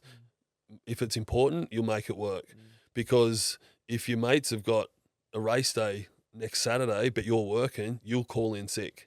You know, and that's your reality. It's prioritising it, you know. Exactly. So straight away it's like, well, if you're struggling and you're in pain, you need help, go and see a psychologist or come to our group. Just do something. And so I just wanted to, you can never please everyone, but I just knew when we moved it from the church, we took away that, you know, potentially, well, it's not going to a church or this, just going to a gym, and having a community there already was always going to be influential for people that already know each other. So you get a lot of guys coming from the gym that it just breaks down that, you know, barrier straight away because they've already been there. They walk in the gym every day. So, but it's very courageous, mate, for people to make that decision to just show up. Yeah, 100%. You know? And I've read this book recently from Brene Brown, who does stuff on vulnerability, and she said creating a connection with the person in a lasting friendship isn't about how funny, smart, or rich you are. It's about how you make them feel that determines a friendship. True vulnerability is revealing your true self to someone and is the core of meaningful human experiences. What does being vulnerable mean to you, and how do you empower others to be vulnerable? By being vulnerable myself. Showing them. Yeah. That's how my wife will always remind me, you can't portray and want people to be vulnerable if you can't be vulnerable yourself. And for those that follow me on Instagram, I'm a pretty open guy. And I made that decision because I'm like, I can't run a men's group and be an advocate for this space if I'm trying to put on this pretty picture every day and be honest. Like, then some of the times I share stuff that probably, like, maybe I shouldn't share that, but it's I don't really care. I shouldn't say I don't really care, but I've never worried what people think of me, in a sense that if I'm doing things in a positive light and I'm proud of who I am and what I'm doing, if you think that, oh, I wouldn't do that, Westo's doing this or whatever, it says more about you than it says about me. Like, I'm never concerned. A lot of people say, oh, there's a level of arrogance about that. And I say, well, there potentially, but I'm confident in who I am. Like, I'm okay with who I am. I love that I've got a past and I've got through it and I've overcome it, but it's my testimony that I get to share with other people. And I just think that that's what life should be about. I wrestle with Instagram so much, mate. Like, I see so many unfulfilled people on Instagram trying to just find that dopamine hit. That next hit. Mate, it's the fake shocking. dopamine too. Yeah, it's not exactly. It's the... And, like, even, this... I'll bite my tongue a little bit, mate, because as a Christian, mate, I can't be too judgmental. But in saying it, I said this to Lydia the other day about one topic, and I won't say it, but and she's like, you're just judging people there. And I was like, I am, but I just want to get to the deep-rooted cause of why do they do that? Why do they feel the need to go and do X, Y, and Z? I know exactly how you feel, because when I started this, I didn't have social media before I started this. So now, having on Facebook, TikTok, Instagram, trying to get the reach out there and trying to, engage with as many people as I can, I'm sort of on there more than I ever have been before. And I tell Jordan, I'm like, what is this shit that I'm seeing on here? Like, it's beyond me Yeah. that the things that are popular, the things that are going off, the things that are, you know, people like to see is just absolute nonsense. Yep. And I've got to like just control it back. Even like on TikTok, I'm like, Jordan, what's all this shit? Like they're all singing and dancing because that's what TikTok is. I'm like, fuck, this is shit, isn't it? Oh, mate. Yeah. And I suppose like I can see like me and my wife will do funny videos and like lip syncing videos and stuff like that. Like we get a good kick out of that kind of stuff. But I'm more mean, mate, like I've always said it's like, and I talk about my faith, but there's always people out there trying to just get that fulfillment out of so many different things, whether it's going to the gym and, you know, training with, a lot of people say like-minded people, but I'm like, do you really know these people? You just literally go into a gym, you just train the same, so that part of you want the same thing, but you've got to surround yourself with good people and actually people that keep you honest. And if you don't have that community of people and that, like, and you're relying on portraying on Instagram you're this person, you're lost. You're lost straight away. I don't care. People can argue with me all they want, but there's so many lost people, and there's times where I want to get rid of Instagram, but then I always think back to if one person comments on my video or I get messages after me. Every time I'm vulnerable on Instagram, I get inundated with messages, mate. Thank you so much. This, that, and the other. Yeah. So then I think I stop and I go, it's not about me anymore. Like if I can post something that's going to help someone, then essentially it makes it more comfortable for them and help them. Then I don't have to look at it. I can get it, you know, not log into it or whatever. People want that real. People want that authenticity, and like it's something that you're creating a space for men to be uncomfortable. Because talking about your feelings and being vulnerable is uncomfortable, but you're creating that space for them, and you know, they can speak their truth without any ridicule or judgment or anything like that. And I'm a big fan of Tony Robbins, and I was listening to a podcast he did, and you know, something that was really interesting was that you know, building that human connection, you know, is if not one of the most important things that you sort of do at your sessions is that human connection. He says that one of the main causes for depression is isolation.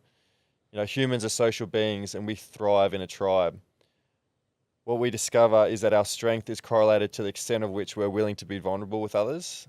It's those moments of honesty and intimacy when we get over our fears or our ego or our shame, our true self emerges, and that's where the real magic is. And that's exactly what you're doing there. And that's what I'm sort of trying to promote here as well. Yep.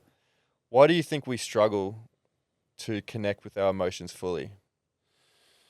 The fear of someone else using that against you. Is it? Yep. I reckon there's a big part of fear with a lot of people, then whether they've been burnt or just the thought of saying it.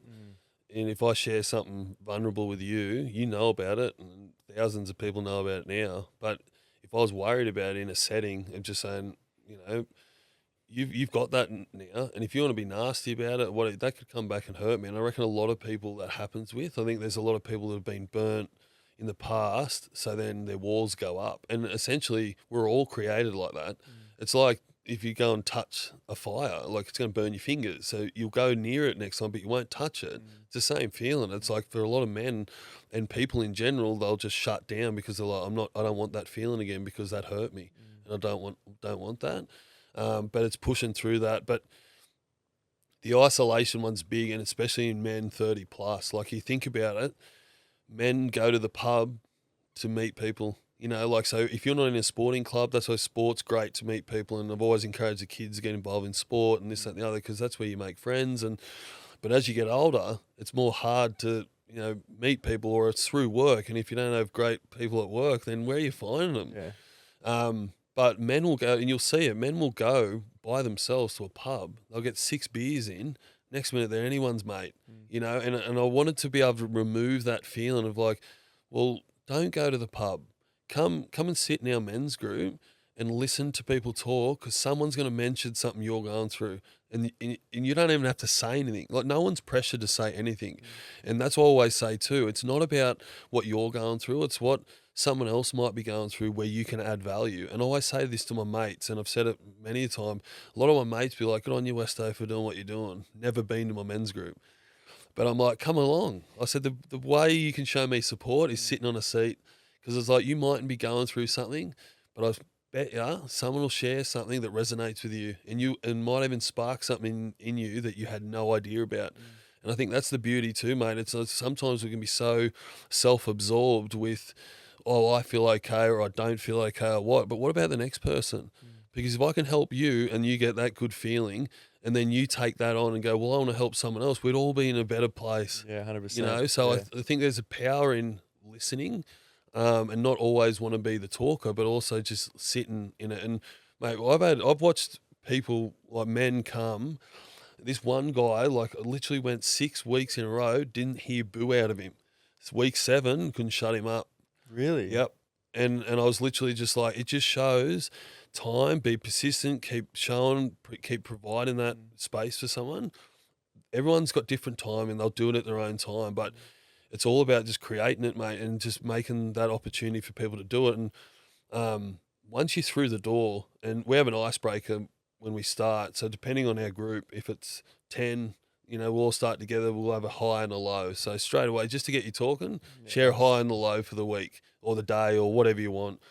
And some people don't because they just don't want to say anything, so just go to the next person. But if we've had like times of 20, 30 people, we'll break up into like little groups of 5 or whatever, so everyone can get through, and then we come together. And it's so good, mate. Like, and one of the guys, the school teacher that I got on with Men of Gold, and he was the one that come up with the idea. He's like, he's great with kids and being a teacher. He's like, mate, I'm all over this.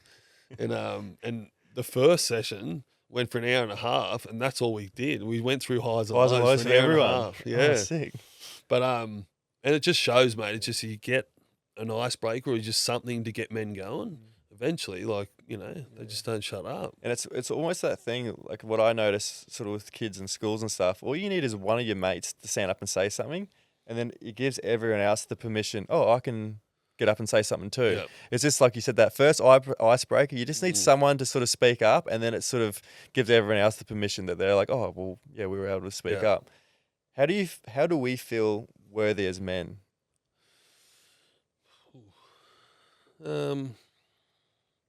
Great question, mate. There's a lot of, like, if I go the other way to when you don't feel worthy. So for me, I can only speak as a husband and a father. If I don't feel love from my wife, or I don't feel, a lot of my worth comes from my family, like, I suppose, but and again, my foundation in Christ. Like, again, I know who I am, so I am worthy, but there's a lot of people that feel they're not worthy. And I feel a lot of it's come from a childhood or an experience where they're either ashamed of, or they don't feel like they deserve something, so they don't feel worthy of something. Everyone's worthy, mate. Like, but I feel like when you feel loved and you feel safe and valued in your own 4 walls, that worthiness just goes to another level. But again, I can't excuse that. Like, Christ just tells you every day that you're worthy. You're so worthy. Like, because why aren't you? You know, and if there are limitations in your life that have prevented you feeling worthy of something, you can get through that. Like, you can overcome anything. And I think a lot of time people are, oh, I don't deserve that. But why don't you deserve that? It's because I've done this or that. And again, I sound like a broken record, but like, you're forgiven already. Before all them sins, all the things where you feel like you're ashamed or you've fallen short, like, you're already forgiven for that. If you sit in that and allow that to, like, manifest in your mind and brain, you're only killing yourself.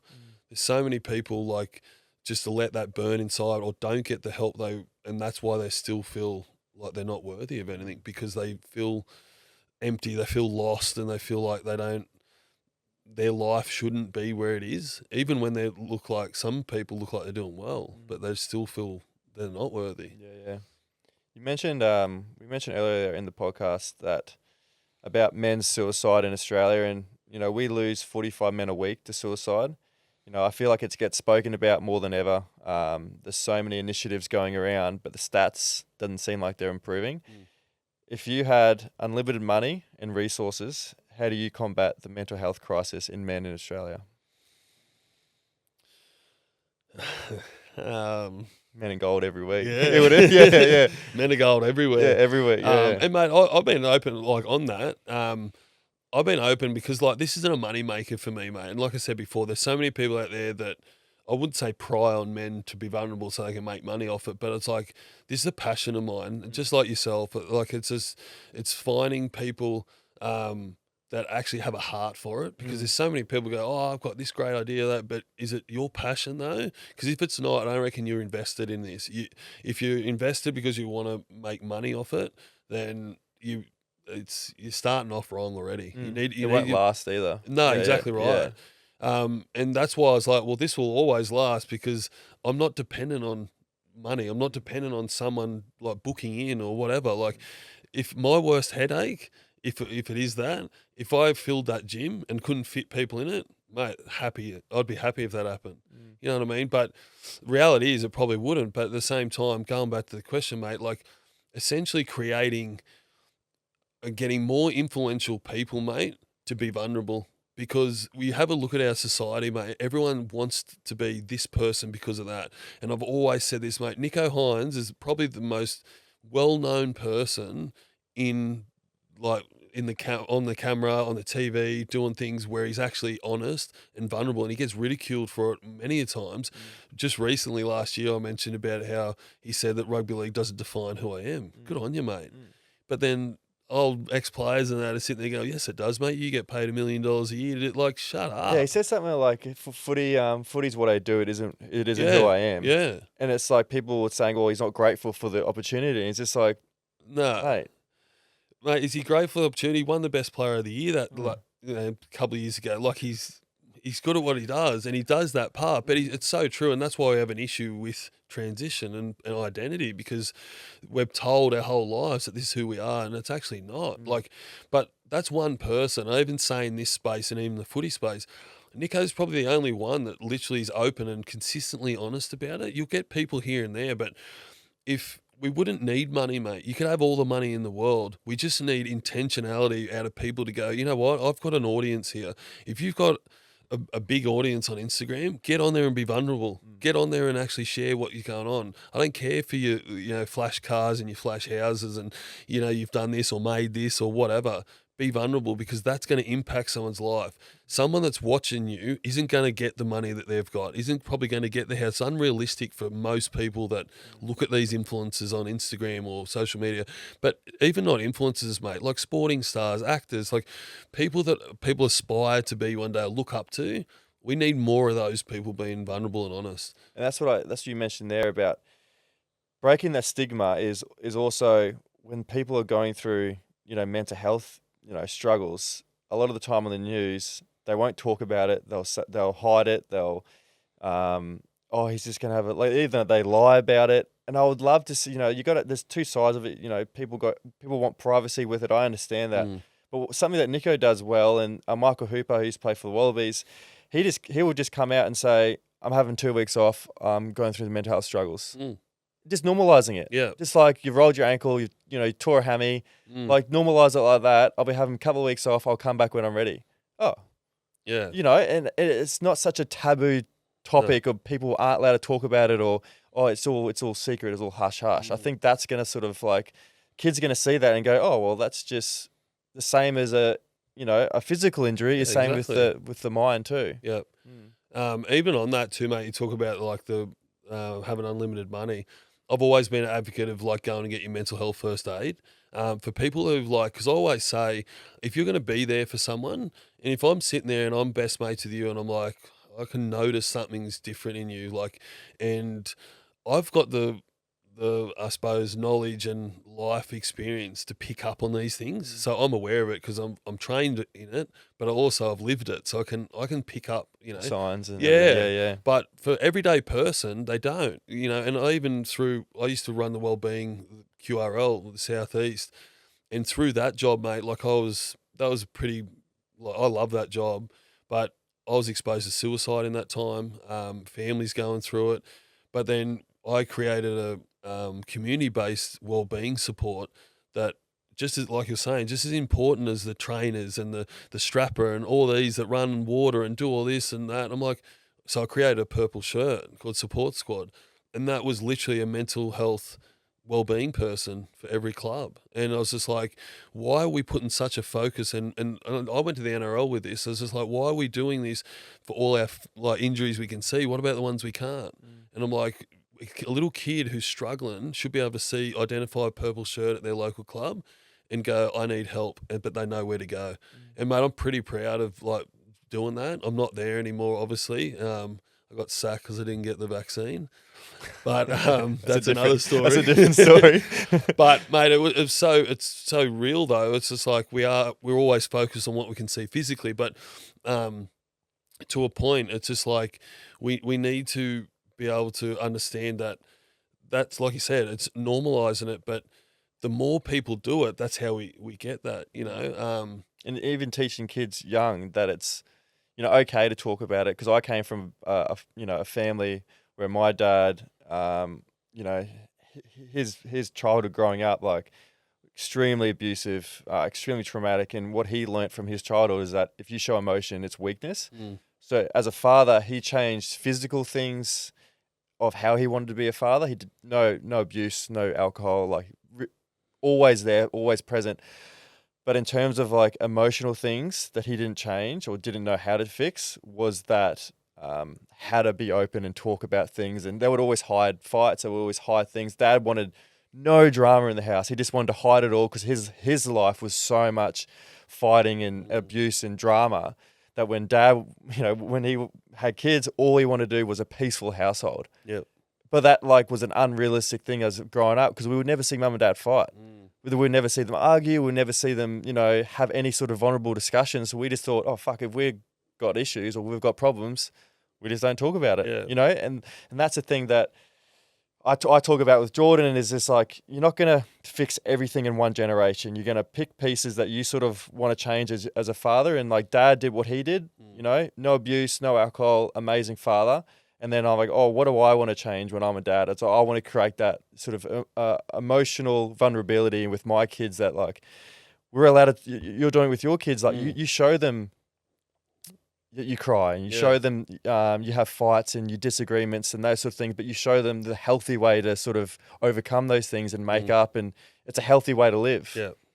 Yeah, it is, mate. And even with that, like with the kids, there's times where, again, I talk about my physical presence. Sometimes I walk into a room and if I'm angry, the kids could think I'm angry at them. So I learned, and I wasn't always great at this, but I learned over time. Lydia helps me, like she's incredible, but to be able to articulate to the boys, to be able to like, Dad's had a rough day today, like I'm just not feeling the best. And so straight away it just takes out that, in their minds, they're like, okay, it's not about me, thank God. Because as kids, you do. 100%. They mightn't show I've up. done like, something. Dad's pissed off because of me. Yeah. And because it is sometimes a reaction, because they'll do something and you blow up, and then Dad's pissed off at me or whatnot. But going back to the mental health stuff, and I was saying, if I notice something in you and I ask you a question, I need to be prepared for what you're going to say back. And I think that's one thing we need to learn and educate ourselves on, because if you tell me you're suicidal, what am I doing with that? You know, and it's a real question, mate. Like, because in that mental health training as well, like it's actually okay to say, are you suicidal? If I straight out thought someone was and I said it, it's actually okay, because as a person that's been there, you want someone to love on you. You want someone, because I don't know, as soon as someone identifies it, it's almost like you're being noticed. It's actually like, because most people that are going through suicidal thoughts are doing it and no one has any idea. Mate, I'm not proud of it, mate. I wore a mask better than anyone. And then when everything blew up and what happened, no one had any idea. They could see a few signs, but it made people kind of go, hang on a minute, what could I have done better? And we always hear that when we hear of a suicidal incident or whatnot. Families are always grieving, I wish I knew, or I wish I could have done more. We all can do more, mate. And that's the thing. It's such a reactive space, this mental health. We wait for something to happen, and then it's like, well, what can we do to help now? That knee-jerk reactions. Yeah, so 100%. We've got to be a bit more proactive about it. 100%, mate, we do. And so even little things like that, because, you know, you go to a workplace and go, oh, you got to have your first aid, you know, for this job or whatnot, and we have to have it for work as a fire, which is, you know, understandable. But why haven't we all got our mental health first aid? We're all exposed to traumatic incidents on a weekly basis as fireys, but we've got great support for that. It's set up, you know, through the fire department. But even just in workplaces, I don't understand how it's not implemented on some businesses that I've gone to, they implement it straight away. But it's like it's not hard. It's just like they'll come out. Like you'll have people come and do it at your workplace. And I think it's just another avenue for people to understand the space more. But then ideally, if just in your four walls at work or at home or whatnot, if you've got a better understanding of mental health and picking up the signs, there's a lot of people when they plan suicide, they start giving away stuff. So a lot of people will start to set other people up in and around them. And it's a sign because like, well, what's he giving everything away for? It's a healing thing for the person. It's like a coming to terms with what they're doing. But this, in a way, they get a good feeling at the time that they're helping someone on the way out. Exactly. And I know it sounds twisted, mate, but that's just reality. So if more people are aware of this and more people are willing to want to do it, it's just another like string to your bow, mate. Like it's like you don't want that awkward conversation if you tell me you're suicidal. Then you go, oh, or it's someone that genuinely says, hey, Westo, how you going? Well, I'm going to tell you how I am. So if you're prepared to ask the question, yeah, you should be prepared to hear answer. it. Yeah, I say to my friends, like, I'd rather have an awkward conversation about your mental health and make it vulnerable and uncomfortable than carry your casket. I'd rather take the risk and ask you how you're going, and then you go, I'm actually all good. I'd rather ask and then, find out rather than not ask and then find out later on that you've fucking done something. Yeah, exactly. I'd rather do that. Not long left. Couple of quick fire questions to finish. Love these ones. I'm not a dad yet, but I'd love to look down the road and get some lessons from you as a dad. What lessons did fatherhood teach you about life and how we should be living? Well, it's still teaching me, mate. Patience is something that I've never really had, and my wife's going to be listening to this, so I can't say that I'm a patient guy. But I think the biggest thing is and again, I'm still struggling with, is just life's not about you anymore. It's actually loving someone other than yourself. And even people that don't have kids and they're in a marriage or they're just, together, boyfriend, girlfriend, it's different love to just having a partner. You've got someone that depends on you. It's like a puppy. Like they literally, despite our day, we come home and our dog, the cavoodle, comes home and it's like the best thing that's happened when we come through the door. Yeah. And it's so true though, that the kids depend on, their life is dependent on how you are as parents. And it's like, we can't be selfish. And again, there are times I'm self-absorbed and I fall short of that. But the biggest one is understanding that life's, not just about you anymore. And you've got, someone else to look after. And again, mate, I'm not a great example for you, but I'm heading in the right direction with it, like I'm honest with it, but it has been a struggle for me. But again, like I said, such a blessing, to have and to see. Like my eldest turned 15 the other day, and he's almost as tall as me, and it's nuts, mate. It just happens like that. What the hell? What's been the hardest day of your life?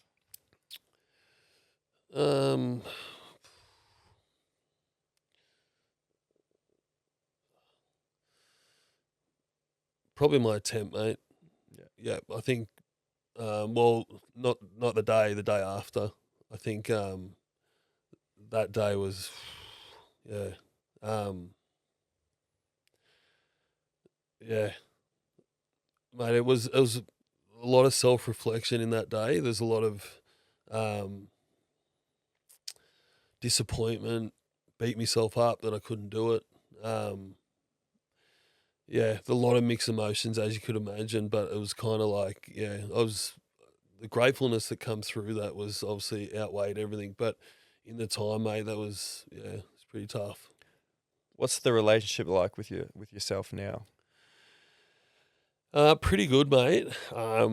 We agree on a lot of things. I'm always right. No, I'm pretty good, mate. Yeah. Like I said, I'm going through some stuff at the moment. Obviously with the kids and just with life in general, mate, and that it happens. But it was only like, I suppose, the last few weeks where, just with the kids and through child support and just stuff where I'm just in a position, mate, where I've never felt, I suppose, struggled that someone is so spiteful that wants to see me not do well. After the so far I've come as a man, as a father and a husband, to see that there's people out there that still want to see me not do well. Yeah. But again, mate, I keep resting on my faith, and I'm comfortable who I am. I have for a lot of my life. I've never been proud of certain things, but I'm proud of who I am, mate, as a man. I've got a lot of flaws that I need working on, but I'm open about them. I'm honest with them, and I'm a good person. So it's pretty good. What are 3 non-negotiables for living a healthy and full life? Go to the gym every day. Nutrition. Yeah. And just love. Love that. What's a memory you never want to let go of?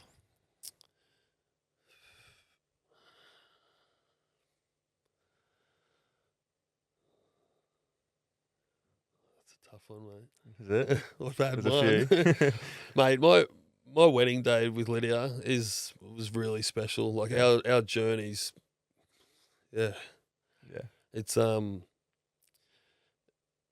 to where we were to where we are even today. But people thought we were crazy, mate. We got married 12 months to the day after we met, and my OCD, we met on the 2nd of February, and then we got married on the 2nd of February 2020, all twos, and I was just like, well, yeah, that's what we want to do, and it's just our story's so different, mate. But we just knew it was a God thing, and I know God's been a big part of my life, but mate, I owe so much of it to her. What do you think your past self would think of you now? Be pretty proud, mate. I think, be cheering me along, to know that where I was and where I am now. I think I like to reflect. I'm a big music guy. When I say that, my wife's going to listen to that and just go, no, you're not. She has to drag me to live concerts and stuff that she likes. But, like, I resonate with music, like worship music, obviously through church. But, like, I like meaningful music. Like, I love Dermot Kennedy, and I'll often listen to him by myself and, like, listening to the words, sing it, mate. Sometimes sit there in tears. Like, sometimes not about much, but just it's so powerful. Sometimes I just relate, and that's just something I do sometimes. But yeah. Dayne, it's been an absolute pleasure to sit and chat with you today. I admire you and have so much respect for you and the work that you're doing. You said something earlier on. You said that your greatest pain, your greatest hardship, is actually your greatest gift. You're able to connect with people on a deeper level, and sit in them up with them and show them, the path. And you're helping so many people. You're doing so many great things. And I wish you all the best. And this is hopefully the start of a long friendship with me and you.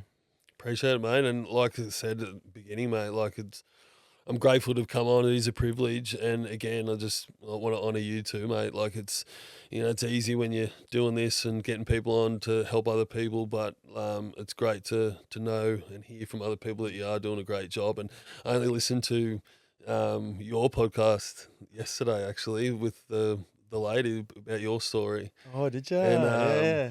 And which is funny, mate. And I sit there and I'm like, and I go back that far and listen to other ones you do. It's just like, it's easy to kind of keep doing you and helping other people, but sometimes it's nice to sit back and actually go, you know what, I am making a difference, and this is good, and good on you for, taking the leap and doing something that you're passionate about, because there's a lot of people that don't, and they allow limitations to prevent them doing something, so good on you, mate. Thanks, mate. And we got a closing tradition.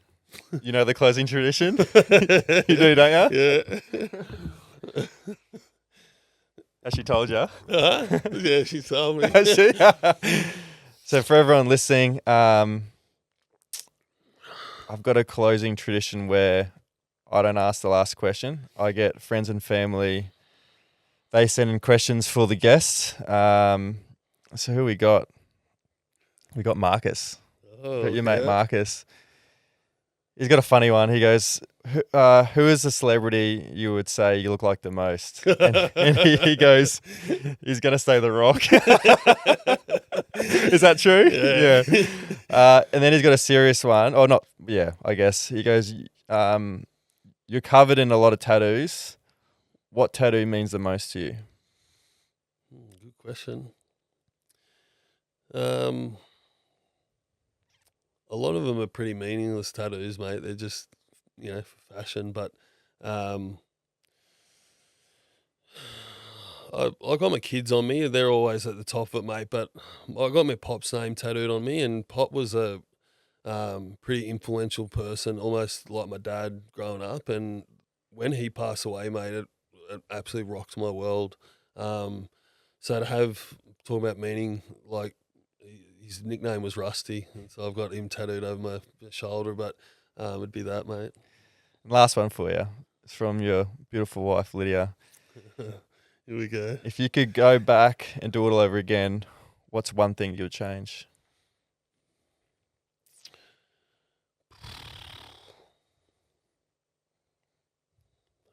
Nothing. Not me. Nothing.